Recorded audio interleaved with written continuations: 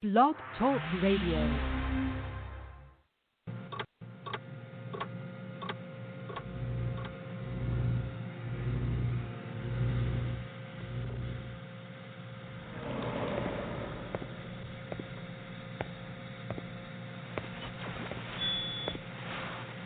If you wanna hear some of this G-A-M-S, say 40 player partner with just sprinkle me. 40 player partner with just sprinkle me.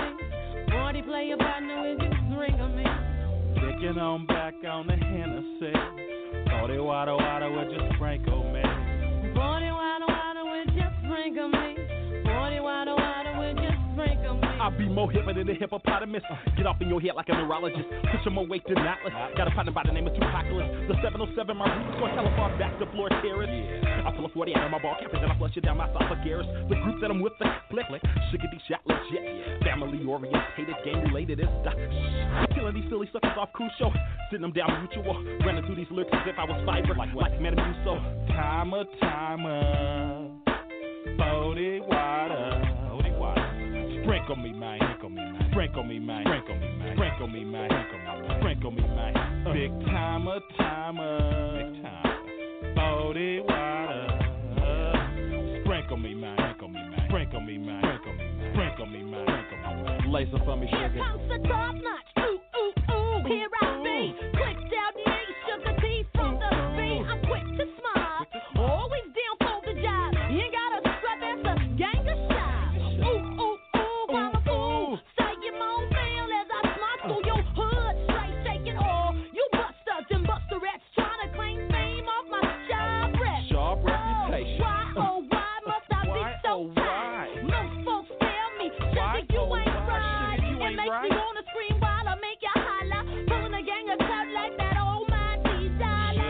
Sugar. Yeah, that's me.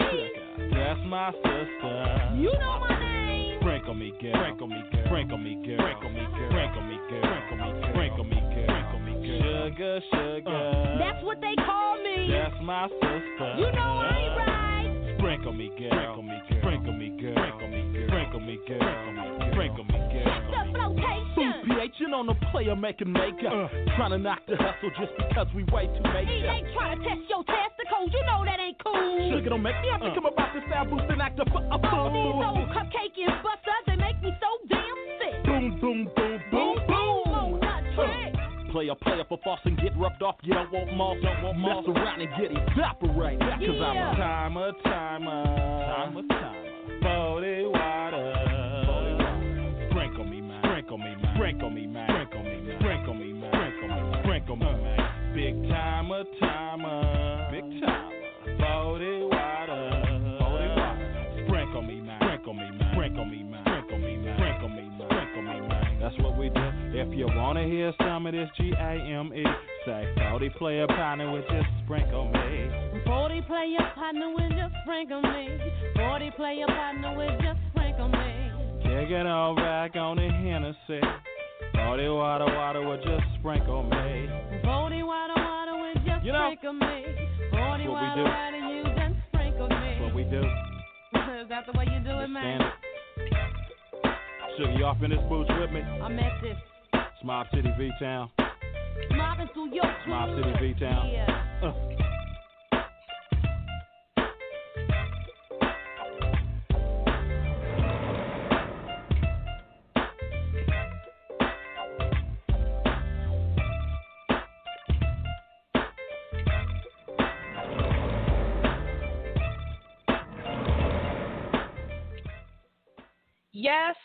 Yes.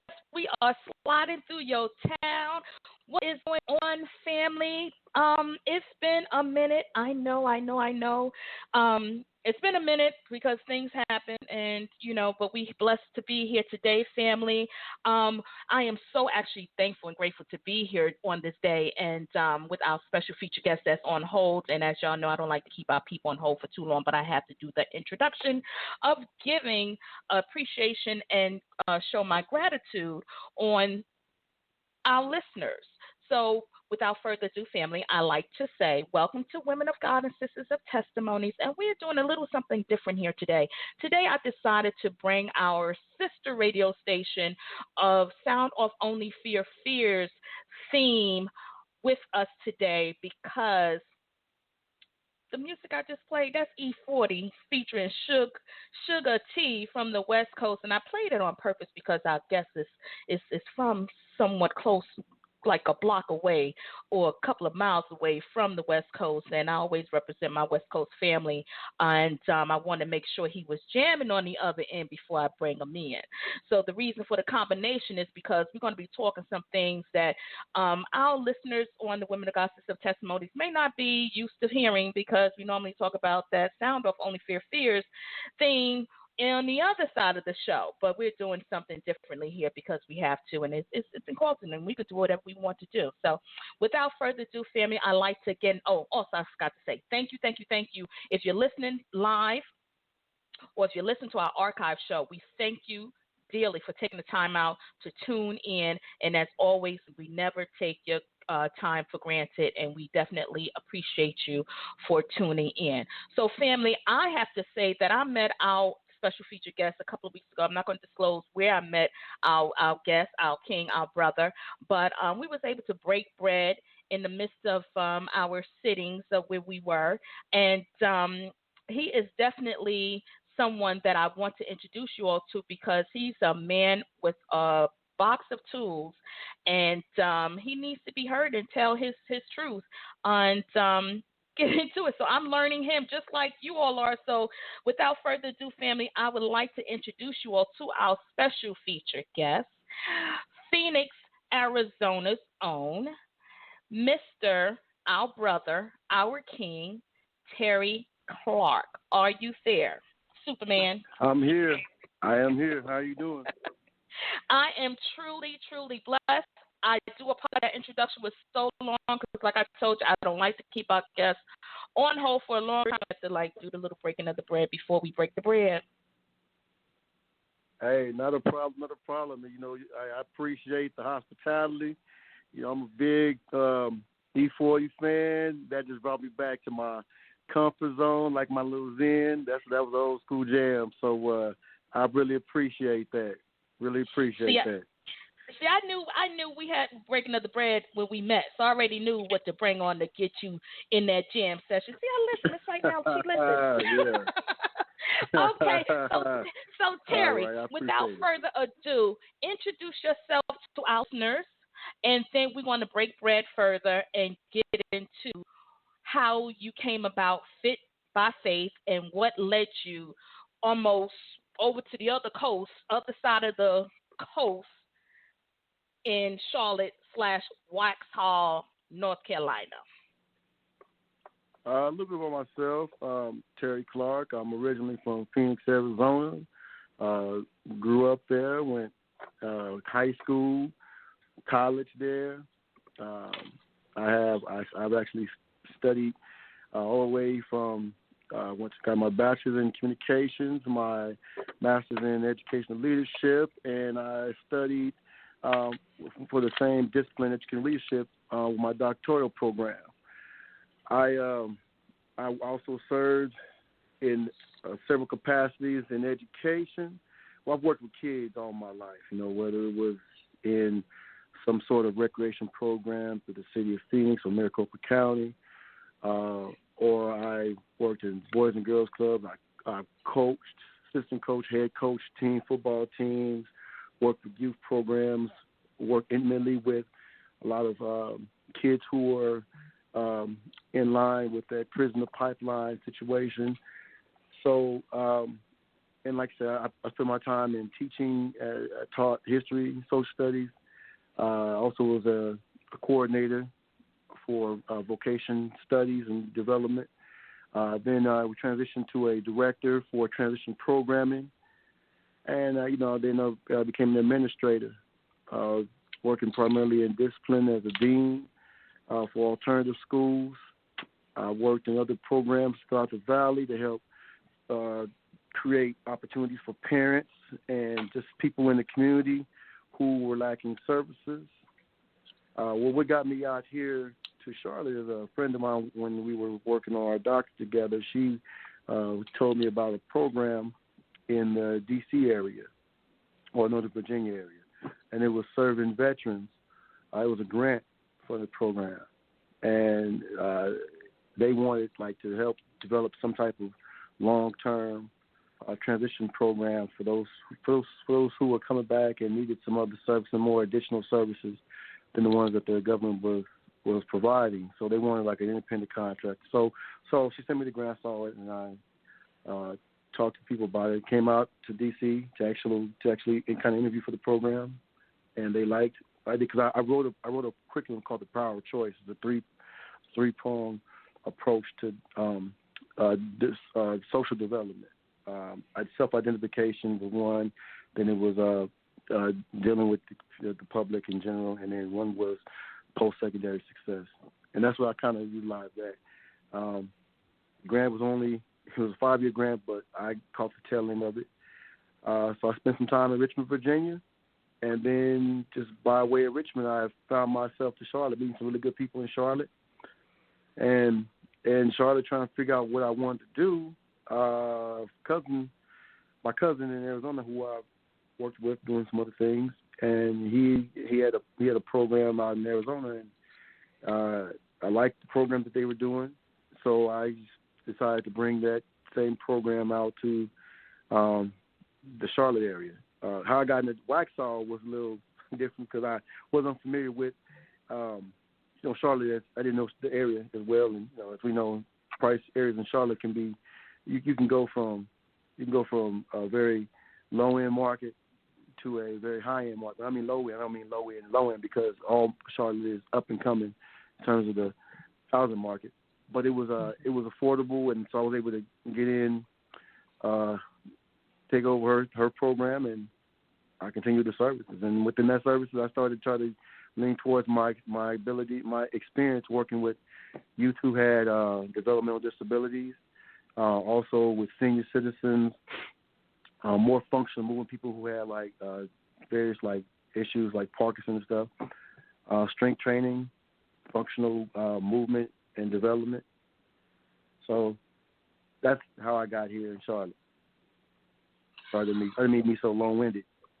No. You did what you were supposed to do because we're going to continue to break some more bread. So get ready. Okay. No worries. We are your whole dynamic from the top to the bottom and in between. We have in common in youth education, community, and health. And I recall when I came and joined you and your friend, we will leave nameless. I mentioned to you, that I was kind of handicapped or disabled, and you was like weird because I don't see it, and I was like, okay, I know. So because my disability comes from on-the-job injuries. I got it. And as I seen, I connected with you on IG, and I scoped your page because for me, I like to talk to people that we can literally break bread and help our listeners with vital information so they can build and grow from it. And one of the things that you're speaking so highly of is education and youth. And because I'm very familiar with a little bit of Charlotte because I moved to Charlotte in 2010, and seeing how the area have grown from where I moved to, not that far from Waxhaw in that Ballantyne area. A lot of the community has changed, one. Two, the youth are really in a dire need. We passed a state of emergency at this point. We was in a state of emergency maybe 5, almost 10 years ago, but today I don't even see too many people talking about the well-being of our kids as much as we have been talking about them in the past years, and people volunteering, getting involved into the schools, creating, these programs to help the kids. Now, with your Fit by Faith, is that part of your cousin's Fit by Faith, or is that something that you birthed? Well, I birthed that. Mine is more of a fidelity to overall fitness. And we all, oftentimes, you think of fitness, you all just think about the physical component of fitness. Whereas it's a holistic aspect of being fit, and we're all everything is interconnected. From our emotions to our mental health to our physical health to what things that we eat. Everything that we digest helps. It can help elevate us or it can debilitate us. So it's a constant fidelity, faithfulness to being fit. And so oftentimes you'll find people who will come to a professional. So like if I have a gym, I want a personal trainer. I'm gonna get somebody to get me in shape. It's springtime, about to be summer. We're gonna get our summer bodies together. So I'm gonna go seek some guidance from a professional. Well, oftentimes people attend to just those physical attributes, and they don't really attend to the other things that cause the chaos in us that won't allow our bodies to flourish like they should. So if you're a person who is stressed and you're not sleeping, our cortisol levels go up. We don't get the right amount of rest. We're not feeding ourselves in the right amount of nutrition, or we're not doing even physical activities. We're not exercising and maximizing anything that we're doing. We're not edifying our minds with either some type of meditation, or some type of literature that's going to help us stay on track. So it's an overall concept of fitness. That's where the Fit by Faith came from. That is awesome. That is awesome. And like you mentioned, I think a lot of us, until we get, I guess, if we hit like a rock bottom moment in the health or something happens, that we realize how our mental health is like 50% of our physical well-being. And like you said, you mentioned about the cortisones, and I don't think a lot of us think about that too, because I recall us having that conversation at the table of us women. Our cortisone is like within our stomach, so that's why a lot of us are walking around with look like beer bellies, but it's like the stress that settles in our stomachs because that's where the hormone sits at, correct? Right, and a lot of people don't realize a lot of illness, a lot of sickness. It festers. It starts there and it festers and it permeates through our body, right in our gut. That's one of the things you really need to promote when you're a fitness professional, whether you're just a part-time trainer, if you know dietary supplements, whatever. One of the things that they should be really harping on is our gut health. Not just because you want to get a six-pack, because that's where a lot of disease is created, and it continues to manifest in our body. Obviously, we do want to have a nice, slender frame, but yes, that's where a lot of sickness comes, and it is incubated in that gut. Right. Now, don't talk about, I don't know if you've seen, but I mentioned on IG that I had a dream. I caught my six-pack back, and my son had a dream. I gave him my car. And I'm like, okay, well, I know dude got like an 8-pack because he played football. He's in shape. And I'm like, I'm still holding on to that baby belly that don't want to go away. So so I get it. So, Terry, with that being said, with the health, like you said, a lot of people want to slim down, and then we have all these illusions of what's being shown from our sisters, women in general, with the makeup, the hair, the injections. I know we're not talking about you being a doctor, but it all plays a part in fitness and health. By trying to slim down the stomach line, by having these waist busters, I guess that's what they call the waist trainers.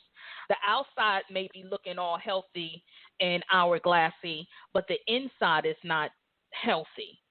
So speak on that too for our ladies that are listening, the importance of making sure you get the proper ingredients within the body so the outside would take care of itself. And then talk to some of our brothers too that may be listening, that may be taking supplements that feel like they're not, they trying to get buffer, and then some trying to get slender down as well, because it seems as image has really caused the people visions to become blurry on people and what is handsome, and then at the same time what is healthy.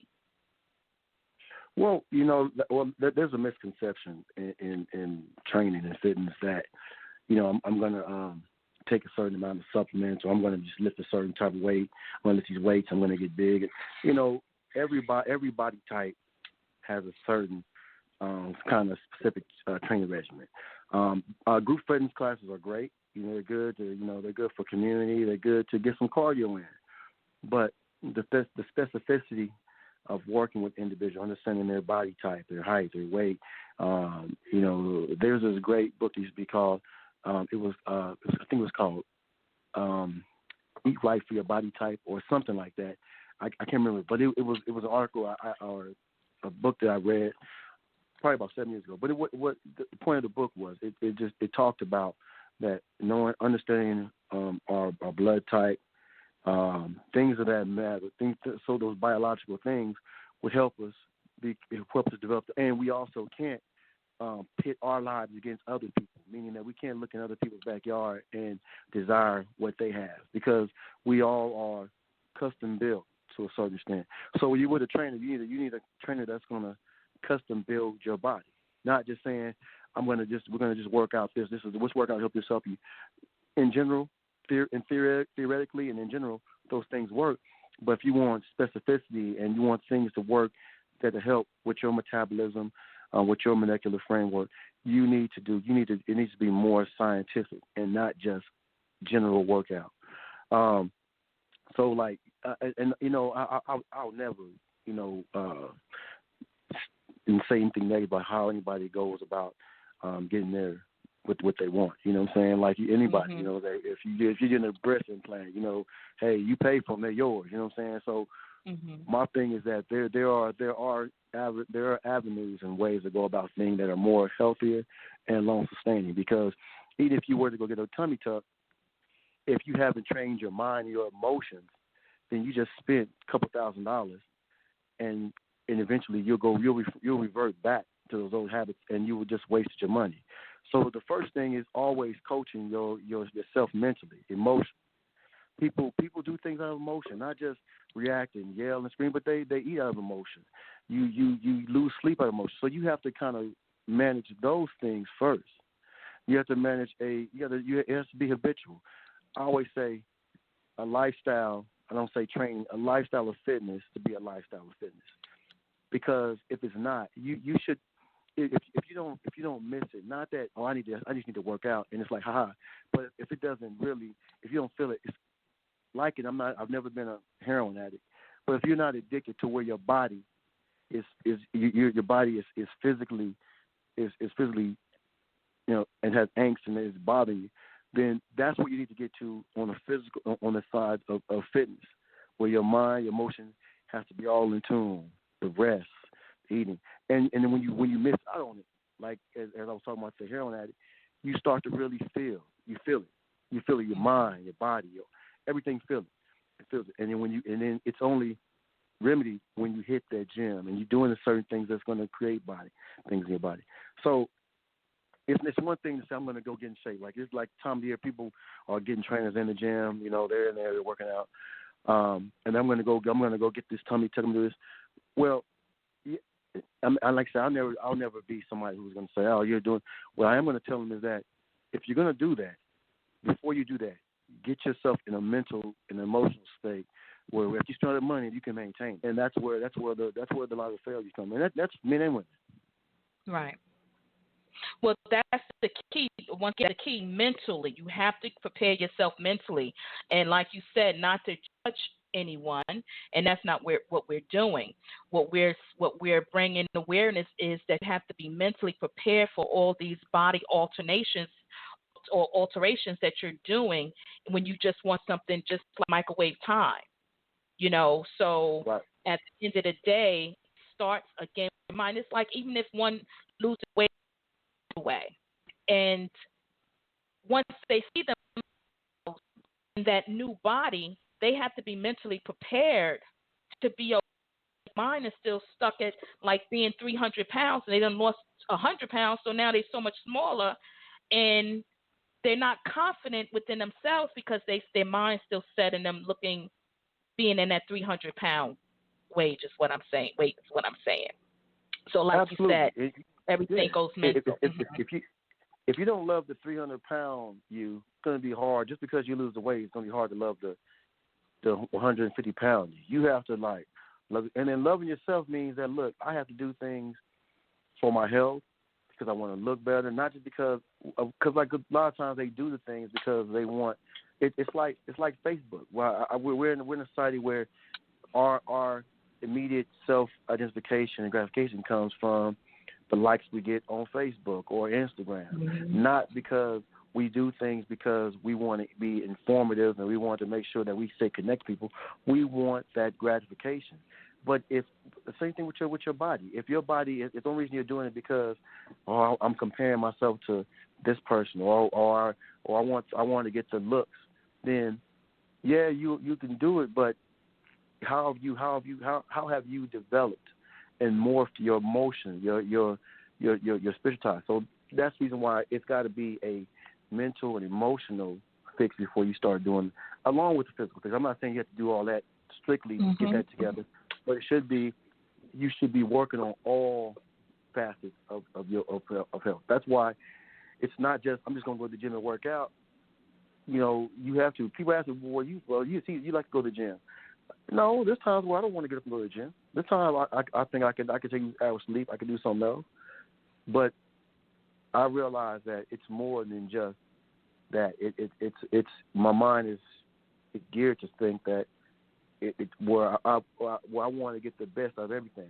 And it's like the same thing. Like I don't want to get up and read in the morning, but I make sure I make that time to get up and read, where I get time to get up and meditate, where I get up the time to, to inspire myself around positive vibes, speaking to my mother, speaking to my son, making sure those constant positives are in my life, because it's going to feed, it's going to help continue to feed my own self-worth and development. That's right. Those were things that when we talk about health. You're right, and like you said, you're saying lifestyle of fitness feeds from the top of the head to the soles of the feet and the in-betweens. Now, we seem to be talking more on the adult leverage, and being that you are an educator by nature, as well as, again, it's still health-related, and working with our youth through the school system, the juvenile system, the jail system, dysfunctional family system. Let's speak on our young up-and-coming kings and queens that need us elders, and the community activists. As I've always worked as I guess grassroots, because I stand for the kids and know my voice, speak for those that can't speak for themselves. With your experience and expertise, being that natural teacher and leader, what have your experiences from growing up in Phoenix, Arizona, because I haven't met too many people from Phoenix, Arizona, to seeing the transitions of what you see here in the South with the community, the kids, and just all of what I just umbrella. And break bread on how we can work on making a difference and your perspective on what needs to be done. Okay, well, growing up in Arizona, my life revolves around self-edification, knowledge of self. I believe fervently that to better yourself, you have to know yourself. And know yourself means know your history, your true history, your authentic history, And as an educator, I wasn't always trained in that method to teach knowing thyself, which is problematic. That's the reason why I believe that one of the people that I study often is Anthony Browder out of D.C., and he talks about people who were in prison systems, and they talk about had they known themselves. And one of the biggest things, particularly being African American or black, I always say, is that we have to know the true meaning of who we are. Study the ancient Kemetic ways. You have to study all facets of what creates this great civilization and who created it, and give its just due. And when you know how powerful you are, how long your lineage goes in the cultivation of society, you tend to have a better perception of yourself. You tend to not to fall in the traps and the pitfalls of what things come away because you have very little self-awareness. So that's one of the biggest things. And I've taught everywhere from sixth grade, high school, predominantly high school, and I've taught a lot of college. I've taught. I was adjunct at several community colleges in Arizona. Arizona is a different cultural. It's a different culture in Arizona, and what I mean by that is that the black population is very small. I think we're probably about 8%. You know what I'm saying? But wow. being there, but being there, you wouldn't really know it because particularly when I was growing up, it was constant. It was so concentrated and condensed, meaning that we were like segregated. We were like all in one area. So like for me growing up, I grew up in South Phoenix, went to South High School. Everything I known about that area was always black. And and it's funny because it's a contrast. People come in, they're like, "Oh, you grew up around a different culture." I said, "No, because I grew up in a community when I talk about a community where everybody knew who you were. You called friends and family, aunts and uncles. I mean, there wasn't these silos. It was pervaded. Even though we grew up in a strong gang culture, where it was it was very pervaded in there with the black gangs, Hispanic gangs, and they were but it was a community too as well. So even though it was a small population, and because Arizona is a big and vast state, they were all condensed. So that's why I say it was like that in multiple areas in Arizona. Most people can attest that's from Arizona will say, yeah, that's in my generation. Not I'm trying to talk about the new generation, but right. In my generation. And so coming to the South, I had certain preconceived notions. I especially got started off in Northern Virginia, which is like D.C. area. I guess it was more, East Coast. And so, I came with certain assumptions about it and then when I came south, I had other assumptions. And what I've come to find is that it's all relative. It's all relative. And relative in the sense that, we all have our own struggles, our own idiosyncratic thoughts and patterns of ways to do things. But we also have so many similarities. I think that we kind of, we often look at geographic sectors as we do things over here, we do things over there, which is true in certain aspects. But, there's not much different from a lot of things that we do on the West Coast than we do. We saw sometimes the amount of laid back. I'm from more of a laid back kind of laissez-faire type of where I see when I was in Northern Virginia, it was a little bit more. Everybody was somewhat tight and moving around. I'm like, yo. So I'm not laughing. You need to go to New York. Okay, go ahead. Yeah, I've been to New York too. Yeah. So it was to that effect, and then so I there was other things I saw culturally, but then I see a lot of similarities, where a lot of fallacious things that I've been associated with from people who came from other places, and I've been to other places throughout the South and East. And I'm like, yo, it's the same thing that I experienced in Arizona. You know what I'm saying? But I think when people come, they tend to hold their area as, oh, we do this, we do that, and you guys are different. When it's not that much different, there obviously is differences because things being brought, but but when it comes to our youth, it's I don't care where you at, there's not enough information that builds a sense of self. I don't care if you grew up in Omaha, Nebraska, where there's not enough, or you grew up in very high black populations like in D.C. or Atlanta. There's not enough curriculum being taught or being readily accessible to blacks. Now it's out there. You can say, well, it's internet. People should be responsible, but the community aspect of people just isn't celebrated enough. We have neighborhoods where people come, or hoods, you know what I'm saying? We don't have community where people wrap around and support one another, where they're offering. You know what? I always say one of the problems with the young population is we tend to call back home OGs. We don't have the OGs who are wrapping their arms around young fellas and saying, hey, young, you're doing this. We don't need you around on the block. We need you, in the school. We need you over here. You don't need to be in here, because they recognize they don't. I always say it with music, and I talk to young people. I say, man, we grew up in a not to glorify it or whatever, but we grew up in a drug selling culture. Y'all grew up in a drug using culture. This is different, and but people don't push them away from certain negativity. I mean, I'm pretty sure your listeners, everybody knows that when they were, particularly the ones who are in their 40s, going on 50s, they had people around them. Whether it was Big Mama, whether it was a dude on the block who was saying, hey, no, this ain't for you. You need to go do this. Where now, nobody sits there and holds anybody accountable. Nobody, holds their hand and teach them a little better.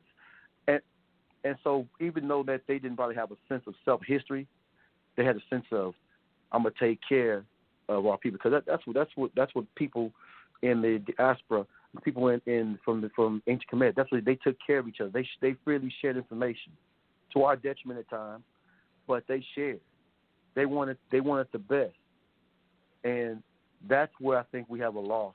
We've lost our way with young people growing up now, and that's why I'm passionate about trying to develop these same type of programs to create that connection back, for respect for youth, respecting their seniors, and for youth to respect the youth population.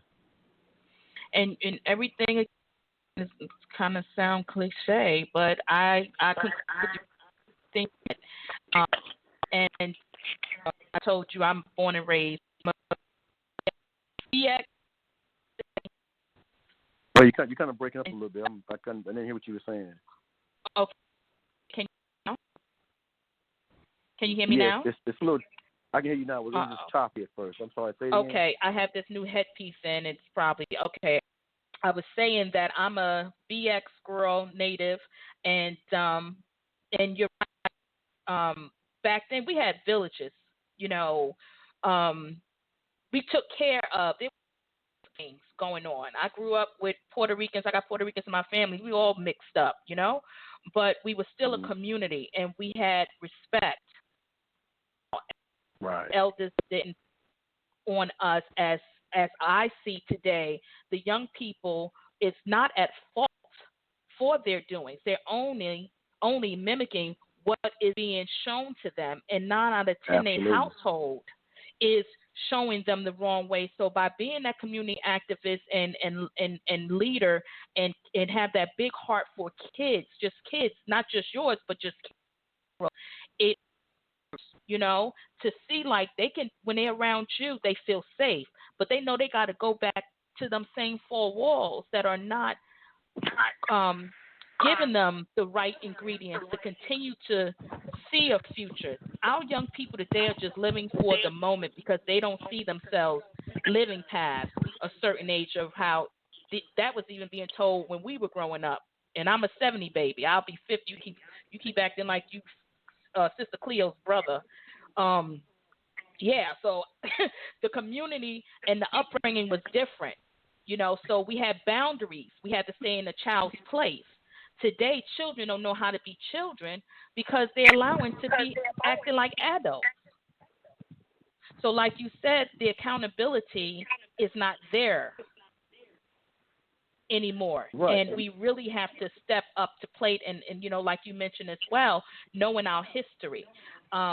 Unless you grew up in a pro-black, pro-Hispanic, whatever your background of your culture is, then you would know more. But I wasn't raised that way. I learned a lot as I got older and still trying to learn by my family. But we still had that we were still instilled to work hard for what we want, and we also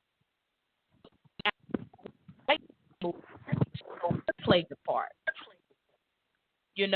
Right. And you mentioned about the music too, because I also mentioned to you there from the music industry, and at one point I, did street promotions for In a Minute Records from the West Coast, and under In a Minute Records, it was Dre Dog. I just found out he goes by another name because I looked him up. I was like, oh wow, Dre Dog's still doing it, but he's under Andre something. I think his last name, I'm not sure. And with RBL Posse, and I believe Just Ice was on In a Minute Records at that time. That's from the East Coast. Mm-hmm. So I was promoting for In a Minute Records. UA started really coming out. You kind of breaking up again a little bit. You're breaking up. Oh, here we go. This darn earpiece. Okay, can you hear me now? I can hear you now. Yep.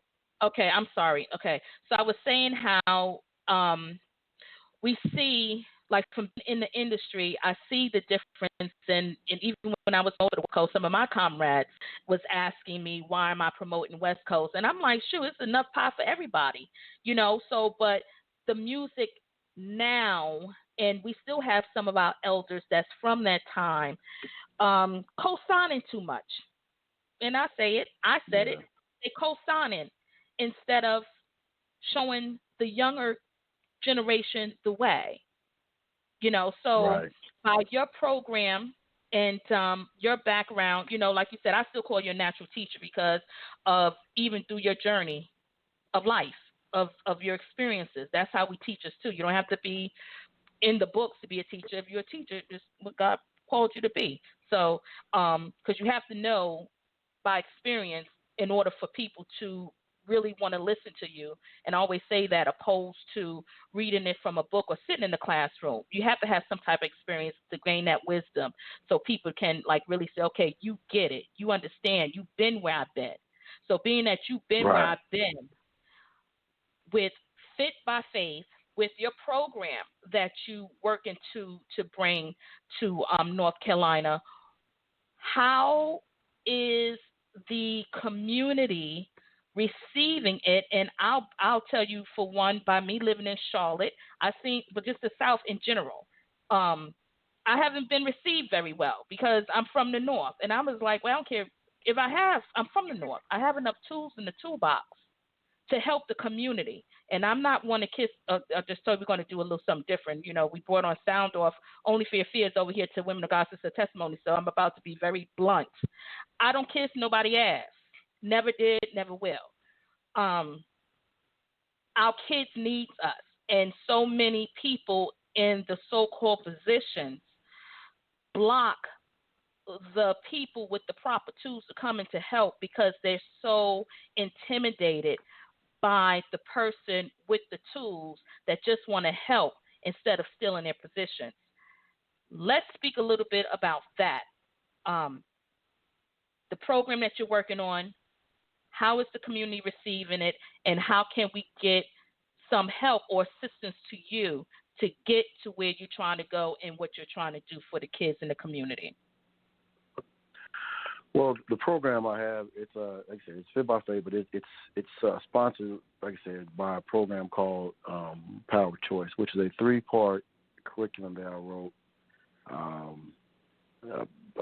about 7 years ago, and it was utilized in several schools, treatment facilities, group homes, also up in D.C., where we would actually go in to help foster some type of just like some natural or soft skills that would help our youth and young adults transition throughout, what I'm saying, this murky waters that they have right now.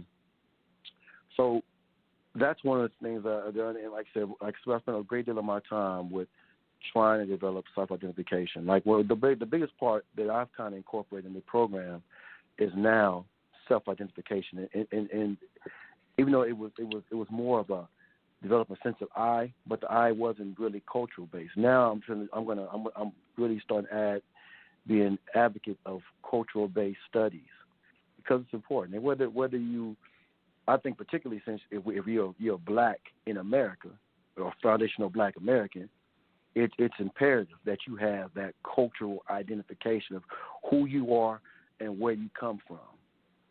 Because that's going to tell you where you're going.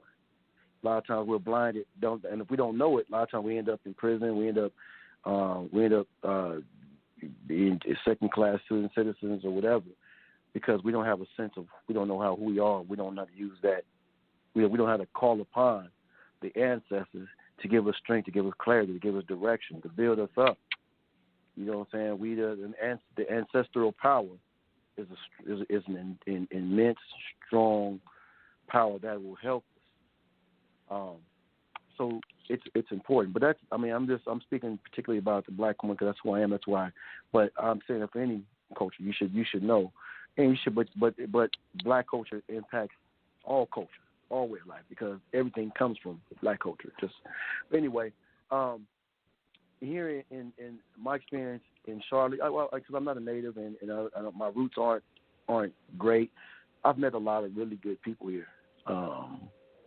However, I've noticed that it's being a little cliquish when I listen. It's very, very cliquish here, and some of the segregation and cliques come away about cultural number things. It could be, a lot of it is the Greek society here. I mean, Greek society wasn't really pushed where I'm from, and back on the West Coast, it's not. I mean, we have it, but it wasn't pushed. Here, it's like a way of life, but there, we have it.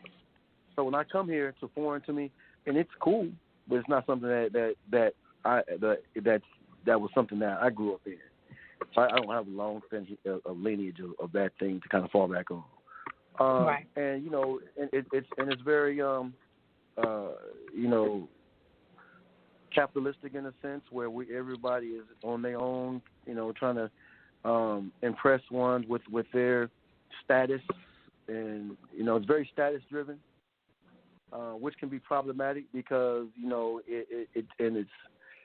which is good to a certain extent, because it shows if it's good if it shows black excellence and black achievement, but it's not good if it just kind of flaunts what I do and just have a party or just to do that, but not a way to kind of coalesce the community to uplift the community. So that's kind of been my experience here. Like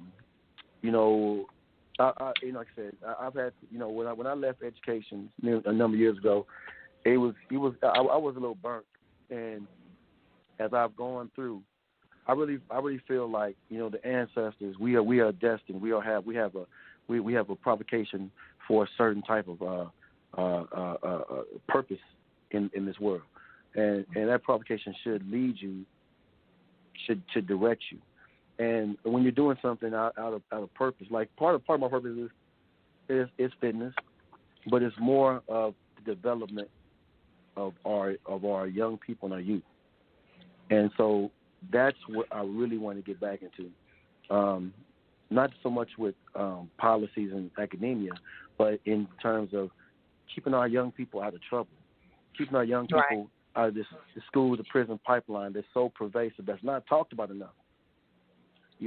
Our kids are the highest with the recidivism rate with going. So once a kid has experienced the juvenile justice system, their tendency to go back is so much higher than their counterparts.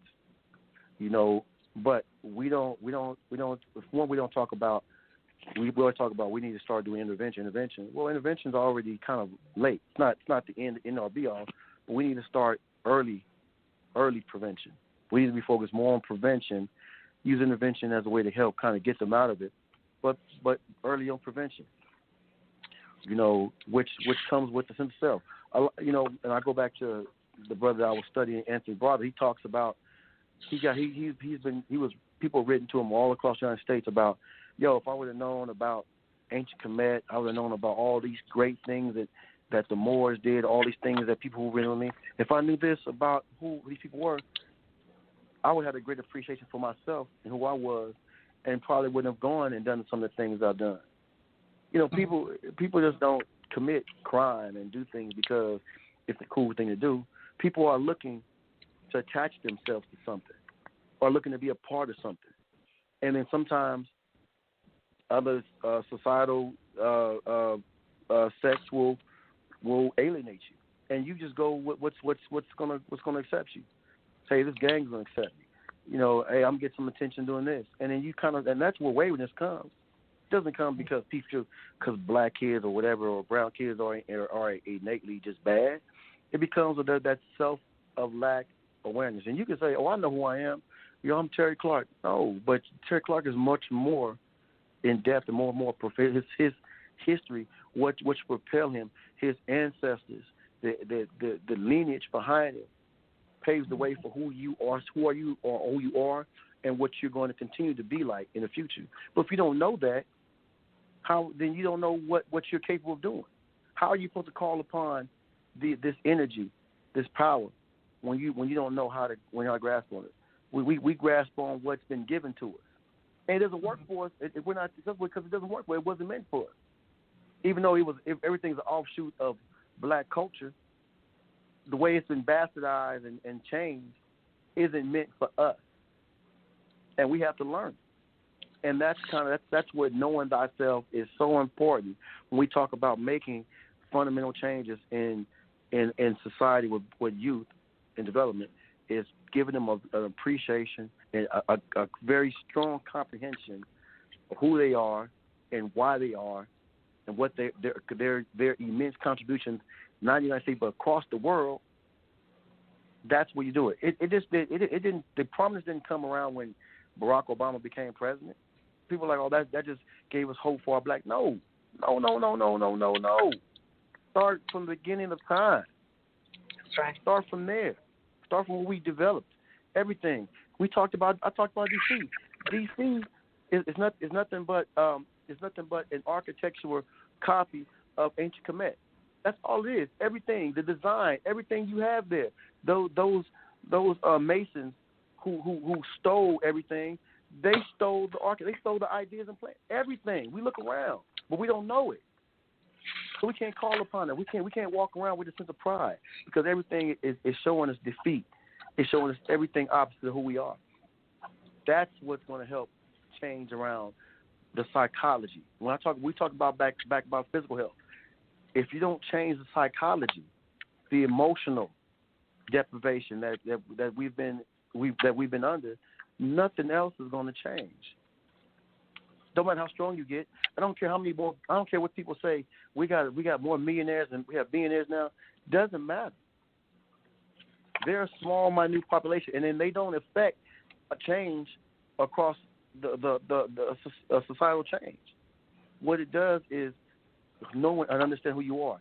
Not knowing who Jay-Z does. Not knowing how his story is. It's knowing who you are and what you're capable of, and what your divinity is. Because the truth of the matter is, not everybody can say we come from kings and queens. We don't. Everybody don't come from kings and queens. We come from great artisans. We come from great doctors. We come from great thinkers, great philosophers. All of them, all the European perceived greatness comes from ancient Kemet. Comes from ancient greatness. That's where we have to kind of stop idolizing a false narrative and start to really focus on who we are, what we are. That's when we can start becoming and taking our greatness. Start developing our own communities, our own banking system, our own agricultural system. That's where it's going to come. That's what change, and that's what I want to do is really really develop that sense of who we are. Those fellowships and that note. That's where I mean nothing's pie in the sky, but it takes a community of people who want to bring truth to power. That's true. That's true truth to power. That's true power, not monetary gain. We obviously need monetary because we live in a system that's not all. That's not. We don't live in a total system that's mechanized by money, but by a system that helps and develops people. Even when people think about it, even when the politicians say we don't want the socialism, but everything we benefit is a socialistic idea. Everything from their health care to their pension plans to everything, but it's not looked upon. They don't have this idea of we need to share. Whereas us being the people that we are, we share. People steal, and then they disassociate. Well, we have to kind of take it all back and regain an idea of who we are.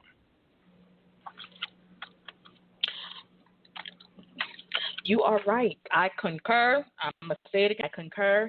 You speaking on so many levels that I feel a lot of people fear to make the change because they are so accustomed to their family dynamics of traditions and rituals.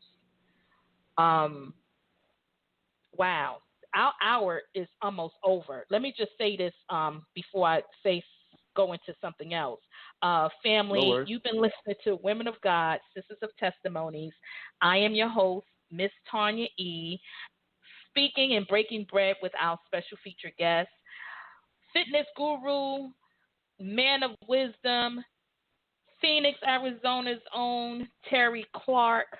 I'm being educated. I hope you all are the same. Take this wisdom that is being spoken and run with it to become a better you. Terry, do you have an extra 10, 15 minutes to talk? Absolutely. Because okay, thank you. Because we're about to go off air, family, probably in less than another 4 minutes on air. But Terry, you and I will continue talking off air, and then everyone can go back to the archives to listen to the show of its entirety with no breaks, unless my headset was going in and out, brought me back because I didn't hear it and didn't know it. So, family, stay tuned. So, Terry, let's keep moving. You said I jot some things down because there's things, like I said before I went into all of that a lot of people are living in fear. And I know within my own dynamics of my family, I had to breathe. I didn't know I was the one to be called to break the generational curses or so of my family, but I was chosen to break the curses because I didn't want my son and my future grandkids and grandkids and grandkids to repeat these patterns of dysfunction. You know, every family is dysfunctional. Am I perfect? Heck no. But what you speak so much of is one of the things that I admire is our spiritual connection. And I think a lot of people, because we have been raised under the building called churches and different denominations from Baptist to Catholic to Pentecostal to Methodist, we done confused ourselves. Not we have confused ourselves. We have allowed these different divisions of religion to keep us divided instead of finding for ourselves our personal relationship with our spiritual connection, divine order, God, however anyone wants to call it. I know who he is to me. And speaking to you, you're bringing more things to light that needs to be spoken on a daily basis, and that is not being spoken behind the pulpit. Because you have to be mindful of how you're being fed. We speak about fitness from food into other things, but we also have to be mindful of how we're being fed spiritually. And with your program, Power by Choice, am I correct? Did I say that right? Power by Choice? The power of choice. The power of choice.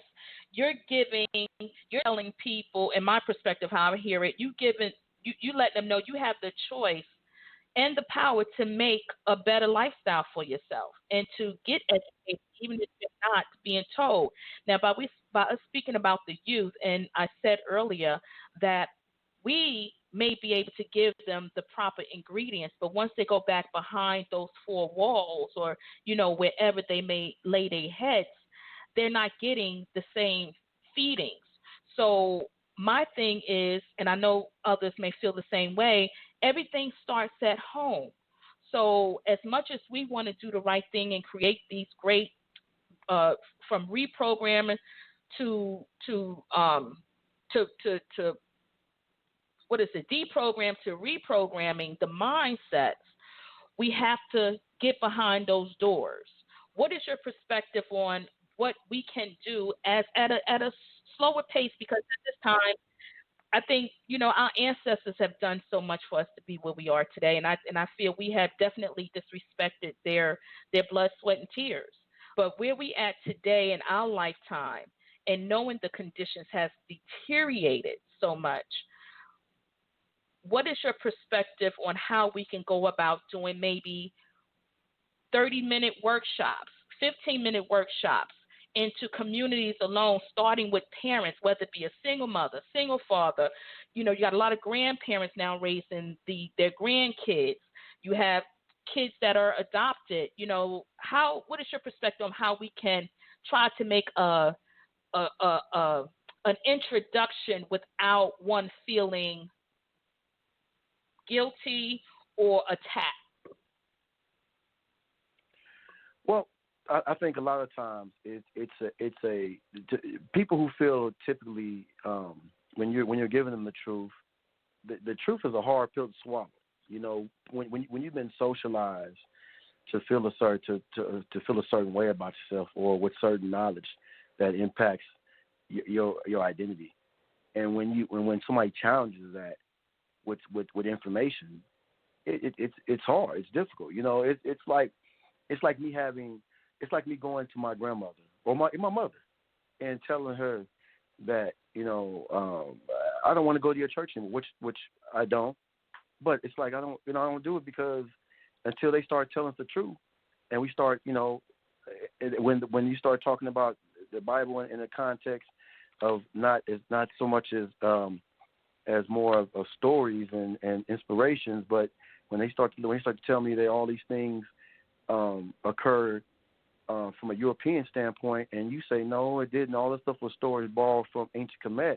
Everything in the Bible, from even you know the Black Madonna and her child was what they have you to believe is Mary, the Virgin Mary, and Jesus Christ, which is a total farce, and it's not something we're saying. It's true. So people are comfortable in the truth that they've been fed, and it's upon them. It's incumbent upon them to say, I want to be stripped of the lies. I want to be fed the truth. But so it's hard. It's you know, even Frederick Douglass even said that you know, it's easier to raise strong men, to raise strong boys, than to change grown men, because because it's a mindset. So that's the reason why it's imperative that we start to socialize them at a younger age. Can it be done? Absolutely, but it comes with a certain amount of reconditioning, changing your thoughts, changing your whole thing. But that's like, but it's also the same thing that keeps people physically in the same body type, where they don't want to lose weight, because they're conditioned to be overweight, and until they can get past that and change their mindset, it won't be done. But it's I think the most important thing is that you be a constant truth teller. Tell the truth, regardless of lie, because you know a lie will become the truth if it's told long enough and people start to believe it. No matter, you know, number 45, the President of the United States, he does it all the day. He tells a lie so much that it becomes sensationalized, and it becomes normalized, and then it becomes the truth to a certain degree.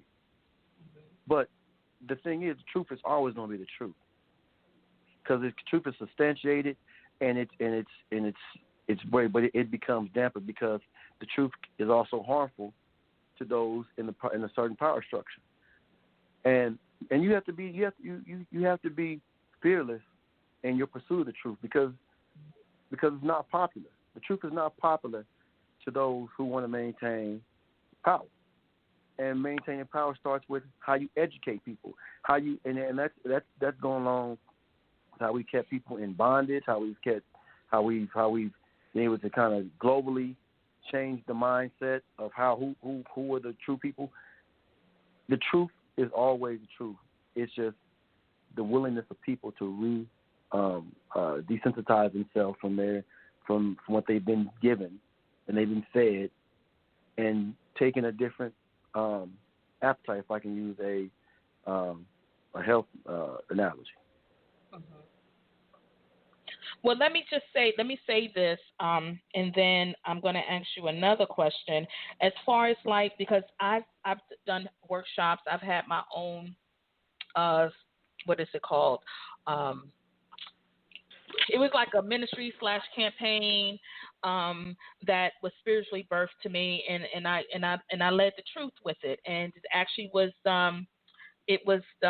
kind of like, it was stolen by a father and son in Pasadena, California, that was getting paid to do speaking engagements. I laugh at it, but It is what it is, right?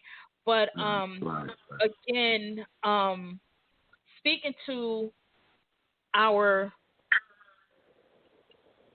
peers that are parents, the people that's in the community, because again, like we were speaking earlier in regards to having a village when we was raised. Everybody knew everybody, and you didn't there was boundaries. And because we don't have that today, because everybody moving, you got so many transplants coming from here, and that's what they call us, transplants here, yeah. And then people not as friendly, and then you got to worry about who to trust your kids with, because we got so many predators now that's grooming our young boys and girls. So I know it's kind of difficult to trust people, but what way can we get in the door now? Because by you having your program, and you have this whole program to bring into schools, to bring into after school programs, what can the parents do, or what can we do as a community? Because like I said, I know you're a transplant just the same, and I know it's not as easy. I'm speaking as if it's easy, but I've endured my own situation by being in Charlotte, being a community activist, so I already know. But if you can't do it there, how can you try to or get the support to get it back in Phoenix, and then it can, brainstorm and go through California and make its way down? Because English, Spanish, social studies, and all these things were started by somebody that said it has to be taught. Well, go ahead. I'm sorry. Go ahead. No, go finish your thought. No, that's what I needed to say. Mm-hmm. Okay. Well, anytime you want to, you want to try to change the curriculum in the education setting, it also starts with school boards and the parents. It's what they try to convey to us with voting. Like, voting has a certain significance, which, to a certain extent voting does, but a lot of times we vote against our own interests. So we as a community have to kind of coalesce our resources together, and that goes with people being like-minded and have a particular agenda of what we need and why we need it, and being firm on that agenda. Because nothing's done isolated. I don't care. Right. That's the reason why I devalue individual leadership, because individual leadership is always can be compromised. Whether either that's why I have so little trust in politicians, because it can be, because I just don't believe that you can be your true authentic self at the higher level. Lower level, yeah, you can still maintain it, but higher level, the higher you get, it's always compromised. But if we play group economics, Dr. Claude Anderson talks about that in his books. He has a little Powernomics, and he talks about things like that. He talks about group economics, coalescing and getting our resources together to buy our politicians, to buy our community people that's going to be a representative of us, and making sure that when we pay for these people, that they are addressing and the needs of what we want, and that we're doing it that way.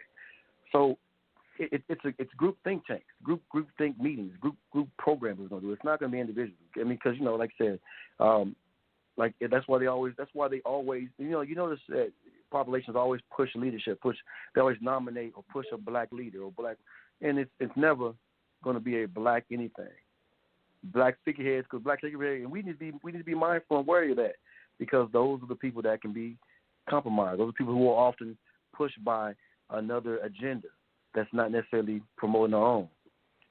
So when we talk about what can we do as a community to get these things in, we have to get a group of people and push petitions, some type of advocate that's going to really serve the needs of our particular agenda, not collaborated with other cultural agendas. And nothing wrong with other people who have agendas, but those don't address, because it always waters down. It never addresses, young black, foundational black Americans, their agenda. It never, because it gets watered down, because everybody else wants to placate. Everybody wants to say, well, we're a minority group. That's why I never identify myself as a minority, because it's a way to water down the agenda and not get what we need. We need to be firm on who we are. We are blacks living in America. We are foundational black Americans, and those atrocities that were bestowed on us need to be reversed and need to be addressed. So we have to push the envelope, push the agenda, create the agenda, and stand solidified on the agenda, and push the agenda. You're right, and we done had a conversation about the politics. Mm-hmm. Yeah, it's definitely politics.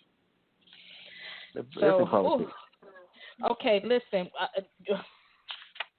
Whenever you're ready to come back, we can break bread. For those that already know, this show is open to break bread with people of substance, and I could get on often, but I think I have to reserve my voice for when I need to speak, because I think I have a lot, but I know my assignment is not over, because I'm meeting people like you, King, and like you said, everybody ain't king, everybody ain't queen.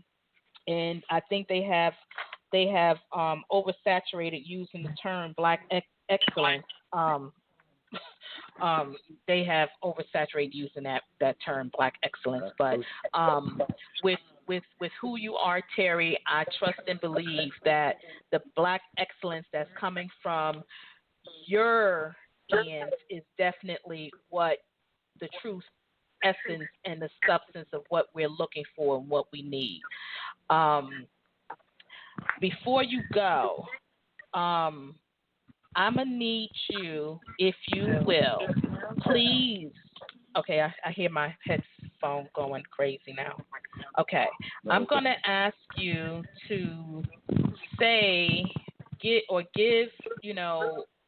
a little bit of you already gave us enough gems to feed off of, but speak to our peers, our brothers, our sisters, our younger generation of young sisters and brothers, fathers that are not active in their kids' life, and how the importance of them getting active in their kids' life. And same with mothers, because you have mothers that's not doing the right thing by their kids either.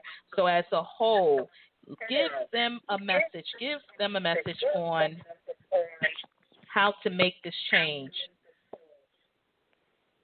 from your perspective, and we're going to close out, because again, fit by faith, who you are, breaking of the bread during this session has definitely, for me, empowered me, and I learned a lot too, and to know that our walk is not in vain. So go ahead, Terry. Absolutely.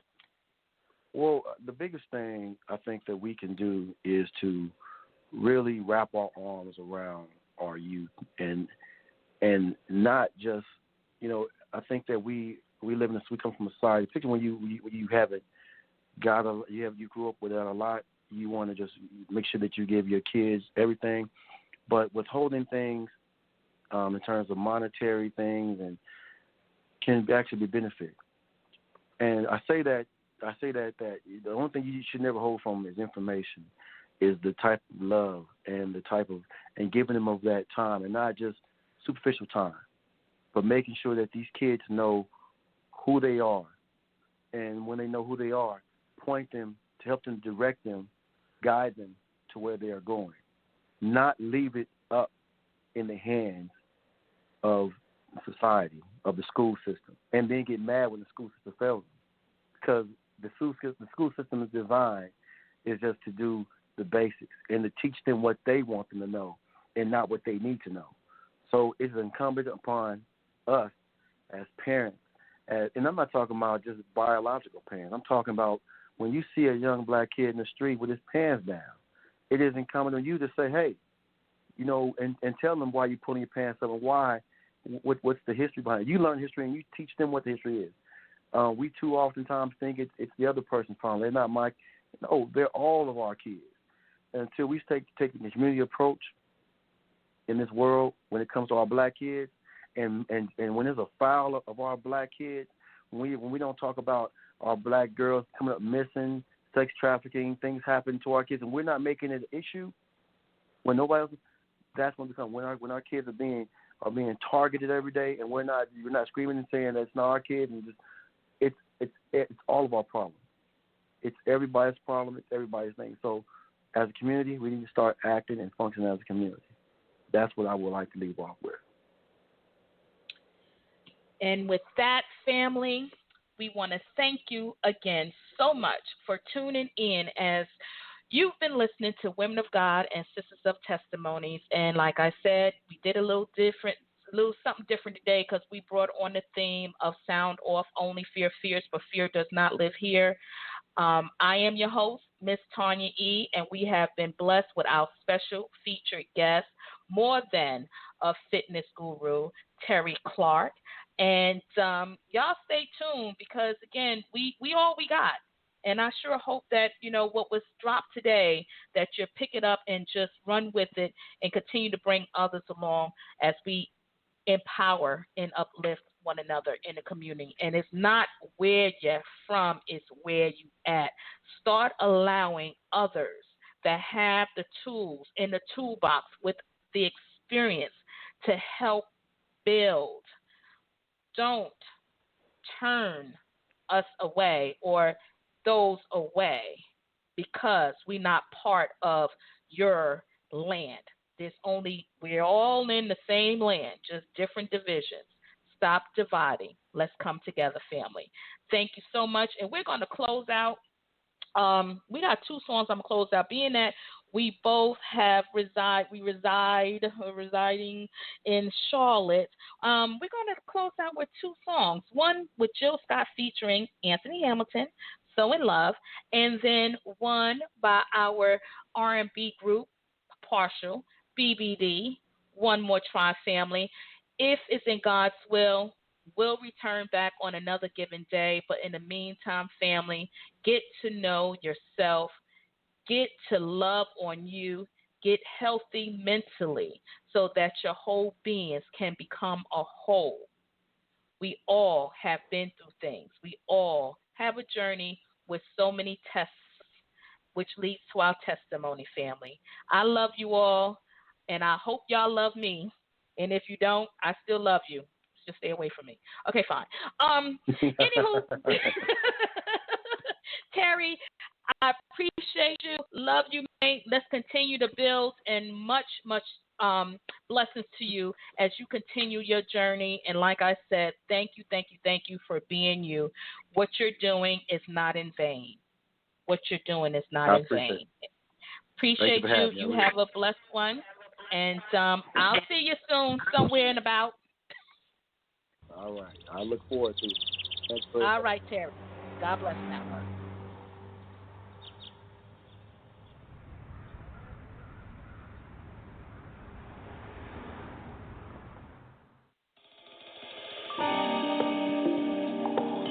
Yeah.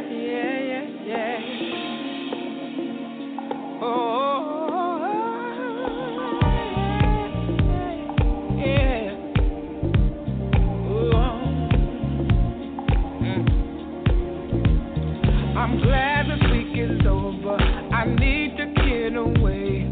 Go home and throw my clothes on. Come get you right away. Can't wait to see you looking lovely. I hope you're thinking of me. 'Cause all I want is time with you and don't need nothing more.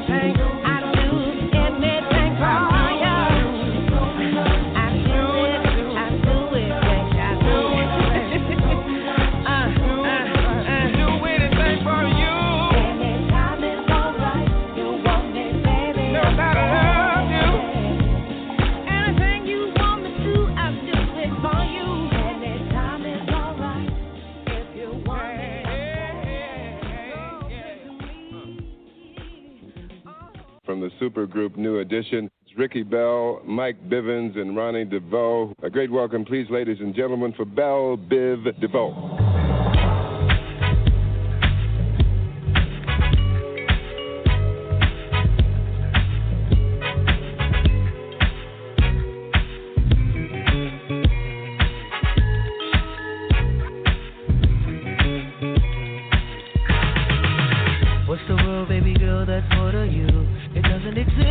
So true, my actions don't reflect my intention. My pride and my heart at attention, and still, can you shed the light on the truth? Never would believe that I did what I do. Now you pack our love in a bag, saying that you're leaving and you're not coming back, baby. Before you say goodbye, are you willing to give us just one more try? One more try.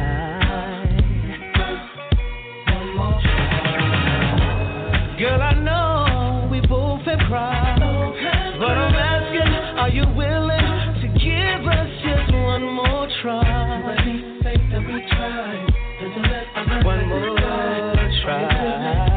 Give it one more try. I can't leave well enough alone. I refuse to let you go. Girl, I want you to stay, and I don't care if it sounds like I'm begging, baby, to make you cry. And in my heart, say yes, you're right. 'Cause if you leave, I'll probably fall apart, baby. Before you say goodbye, are you willing to give us just one more try? Let me try.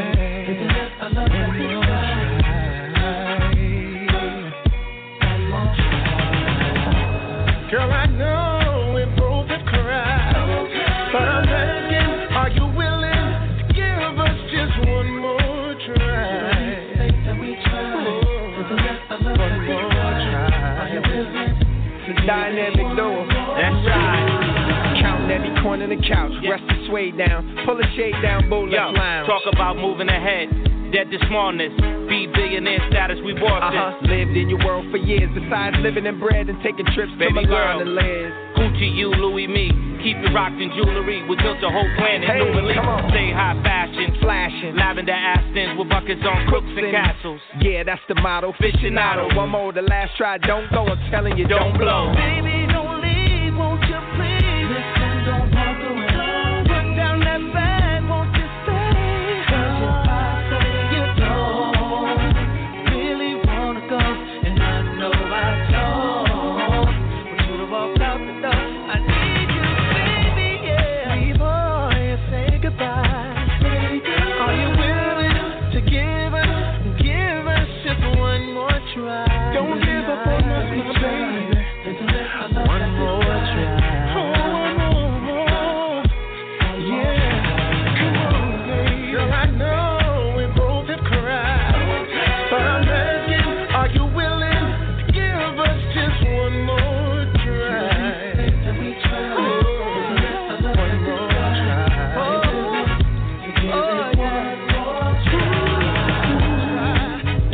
One more try. One more try. One more try. Oh, baby. Oh, no. Will it hurt to try?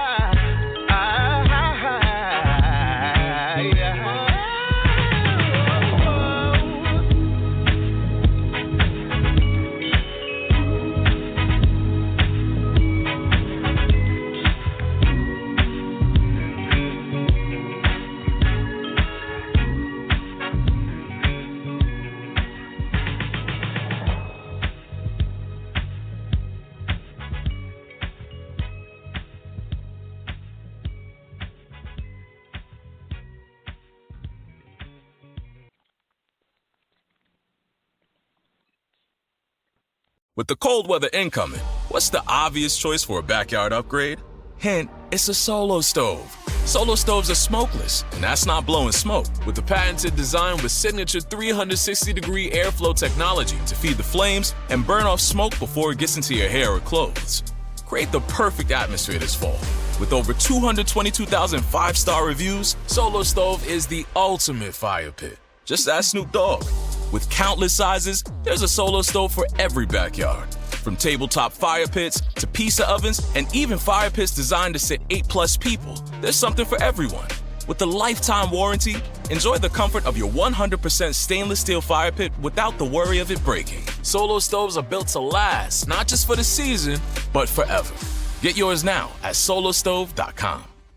Welcome to the Financial Quarterback Podcast. I'm Josh Jelinski, and every week I'm diving into the world of retirement investing and financial planning. From understanding market moves to protecting your future, we cover it all. I bring on expert guests and have a little fun with games and real-world insights. With nearly 2 decades of experience and a Forbes-recognized track record, I'm here to guide you through the biggest questions about your money. Subscribe to the Financial Quarterback Podcast on Apple, Spotify, or wherever you get your podcasts.